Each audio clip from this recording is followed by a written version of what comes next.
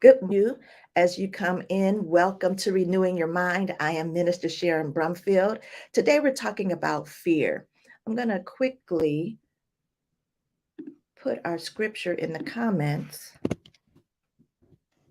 so that it's there for those who join later.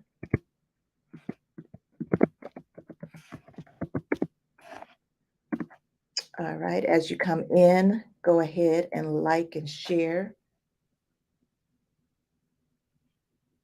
Okay, I'm going to put it over here as well. Good morning. Good morning as you come in. Say hello. In for renewing your mind today. Hello, hello, hello, everyone. Good morning. Good morning.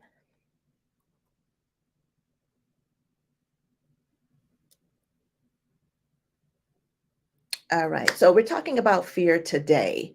And fear is when we're assuming, imagining, or even it's a reality that a threat is about to occur in our lives. It could be a physical threat, it can be a mental and emotional threat.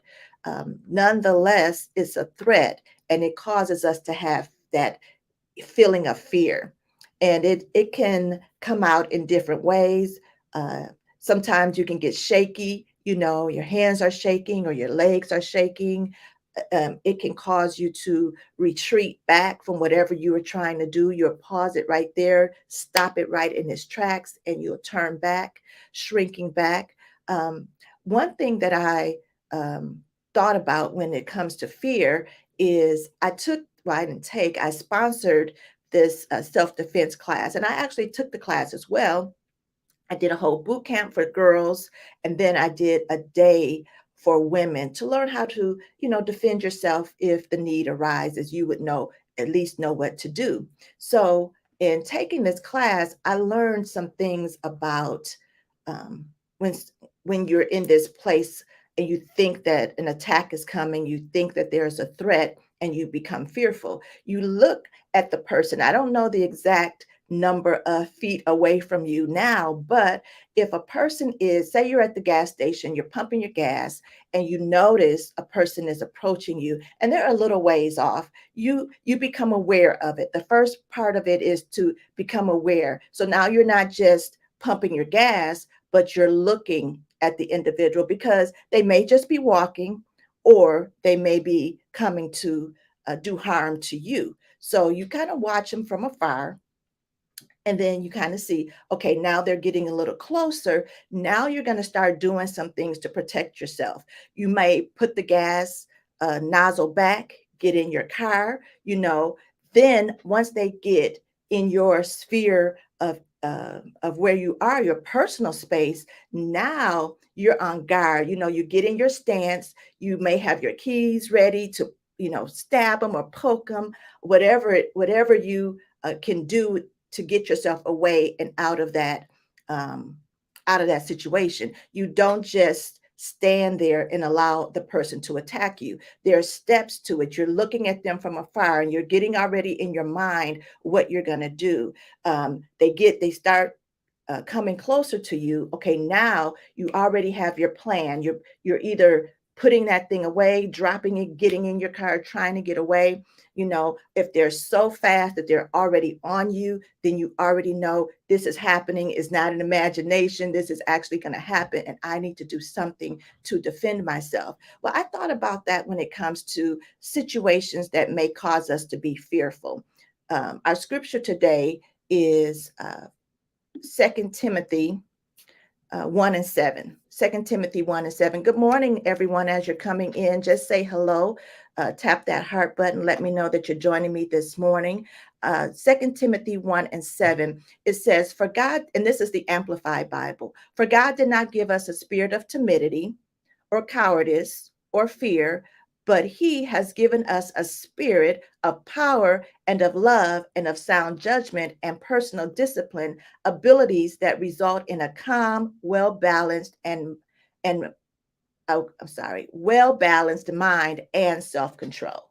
Then in the voice, I like it because it's simple, it's concise. It just says, you see, God did not give us a cowardly spirit, but a powerful, loving, and disciplined spirit. So when I think about the whole idea of fear, things that look like it's a threat or are a threat to us, how do we handle those things in our lives? We've got to remember that God did not give us that fear. So if we're feeling fearful about it, feeling like we can't handle something, feeling like we've got to give up, we got to throw in the towel, we've got to just retreat back, we got to understand that God has given us power. There are times in our lives when we've got to tap into the power of God. We don't have the wherewithal to do what we need to do. We don't have the wherewithal to win the battle. We don't have it on our own. But when we tap into the power of God, then we have that extra, that super that he puts on our natural, so that we can overcome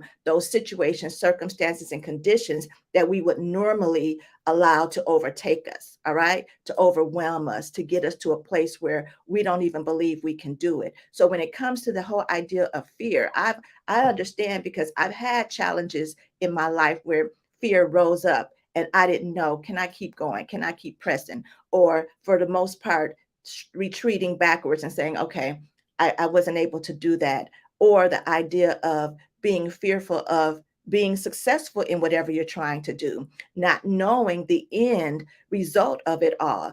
But that's when that sound mind and that self control comes in. That's when we can calm ourselves. We can have it said, calm, well balanced mind and self-control, having that ability to tap into the spirit of God so that it can calm us, not allowing that fear to run rampant and tell us all the negative things that's going to happen when we continue on this journey. No, we tap into the calm and the peace of God and the self-control that God gives us as his children. And then the whole idea of love, loving ourselves, loving others, and allowing others to love on us is an important part of that fear. Sometimes we are fearful that people aren't supporting us. We're fearful that we're out here by ourselves. We're out here on our own. No, we always have the opportunity and the access to tap into God. We always have that access that he gives us, so that we don't have to believe that we're out here on our own. But that doesn't mean that we clam up and that we don't share love with others. We still can be that loving person, even though that person didn't support or that person didn't do that. That's on them. We don't change who we are because of how others are out in the world representing themselves. We continue to represent ourselves the way God designed and planned for us. So remember, we don't have to give into this whole idea of fear. For in 2 Timothy 1:7, for God did not give us a spirit of cowardly and timidity. He gave us a spirit of power and of love and of sound judgment and personal discipline, abilities that result in a calm, well balanced, and self control. So I want you guys to be blessed today. Remember this scripture, write it down, look it up, begin to look at fear, things that cause you to be fear. And remember, that does not come from God. And that is not what he deposited on the inside of us. He gave us power, he gave us love, and he gave us a sound mind. You guys be blessed, and we'll see you soon.